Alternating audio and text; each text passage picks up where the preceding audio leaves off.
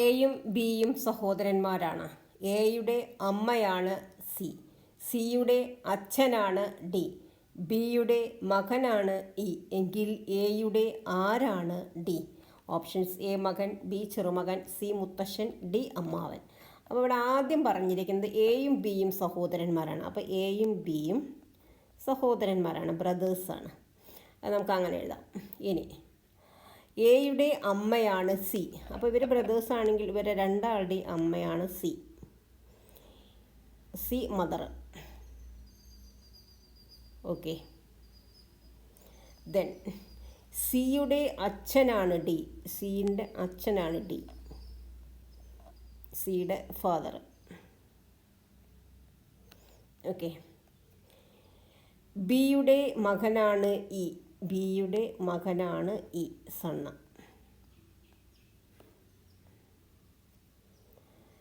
എങ്കിൽ എയുടെ ആരാണ് ഡി?